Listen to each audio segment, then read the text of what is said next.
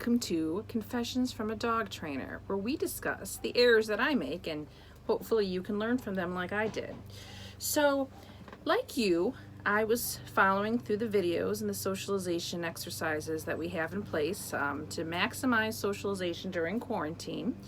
And as you saw, my puppy Luna, when we did the practice on the porch, was pretty great. Nothing seemed to faze her. When dogs would walk by and we'd click and treat her, she didn't seem fazed. People, nothing. So I was pretty confident that she was pretty confident. And I started to take it for granted. So over the weekend, we were gardening in the front yard, and I decided, oh, she's so good out there, because that's where our porch is. I'm going to bring her out and tether her with us and let her just hang out outside while we're out there. Well, without being worked with, she started to focus a lot on the dogs and bark at the dogs. And I thought, okay, well, she's too close to the dog. She's not quite ready. What we were doing before the bar's open, right, clicking and treating as the dogs go by, was conditioning her to stay quiet, but we weren't quite there yet. We weren't quite ready to just be like giving her a free-for-all because we had done it twice, okay? So this is something that we need to do a few times a week before I kind of leave her to her own devices. And the second thing that was a little orange flag to me over the weekend was when I introduced her to another dog. So we picked her because she was not intimidated by my shepherd, and in fact, they're over in the corner there right now, and I have to make sure that she doesn't irritate my shepherd. My shepherd is very tolerant of her. The puppy likes to kiss her face all the time, even when she's going potty, and I'm like, geez, please give the dog a break. Let her go to the bathroom. So I managed to make sure that she's not really irritating my dog. Everybody says, oh, look how patient she is. To the average eye, it looks like patience. To me, I know she's tolerating, and I want her to more than tolerate the puppy. I want her to enjoy it, so I manage it best I can. I give my shepherd breaks when she needs it. So I like right now we're out in the camper. My shepherd's under the table.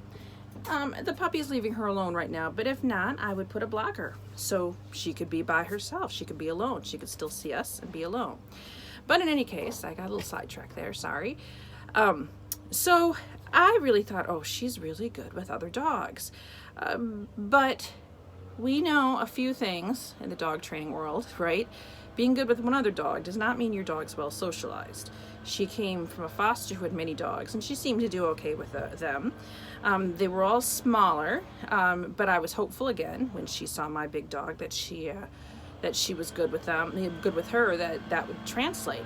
So over the weekend, we decided to do a visit with my parents, a social distance visit. My parents stayed on their porch. She was on a leash, so she was free to go greet them, and my father, who's older, stayed in the house behind a glass door. So she didn't meet him directly, but she saw him, and she sat on my mom's lap. And they have a Cairn Terrier who's about 7 years old. I did not videotape this. My parents really aren't interested in being on YouTube, so I could explain the best I can what happened. So they have this lovely Cairn Terrier. I actually thought she was the perfect dog to socialize her next to, because if she did bark at her like she did bark at the dogs that walk past our house, my parents' dog is deaf. It wouldn't bother her. So when Macy, my parents' dog, came out, she very politely came up to my dog, excited. She likes to play. And so what we saw Luna do is pretty much back right away. She wanted to back right away and get away from her. So I picked her up and put her on my lap, and Macy's very good at taking the hint, so she pretty much ignored her. But every time she would come by, Luna would look nervous. She would stiffen up, she would kind of shrink behind. Once or twice I could feel her tensing when she was on my lap. She was interested in watching her. She wasn't interested in interacting with her. So it did not go as well as I wanted. However, we stayed for about 15 minutes where she could stay on my lap. She could observe Macy. Macy never approached her. If at any point Macy wanted to push her to play, I would have had to remove her, because that would have been too much. It would have pushed her over threshold, and she would have had a really bad association with meeting another dog. But instead, Macy would come up to me to be pet. She would leave Luna alone. I would pet Macy and let her sniff my hand because she was interested. When Macy's back was turned to us, you could see Luna trying to get sniffs. So those are pro-social behaviors. Those are baby steps toward where I want her to be. But I just have to take my cues from her to determine how comfortable she is. So where do I go from here? Well, I have to do the porch exercise a whole lot more. Ideally, I would bring her to a daycare. And most daycares aren't run in a way that this would help this problem.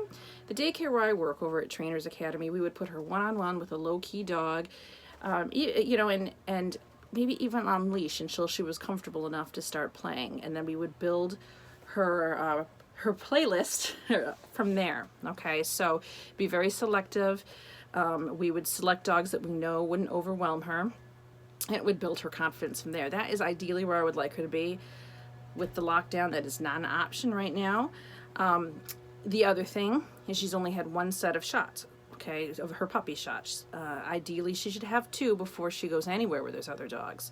So taking her on walks and seeing other dogs would be great, but I can't. So because she's a little dog, what we can do is train her to a little purse bag, which we've already started to do, and she does quite well.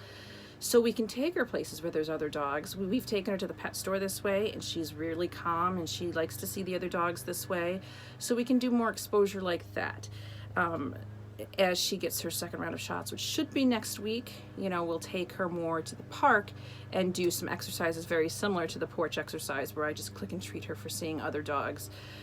So slow exposure, just to make sure it's a positive experience, because if she gets taken over by another puppy that wants to play, it could, you know, it could seriously affect how she views other dogs. So these are my confessions to how my training is going.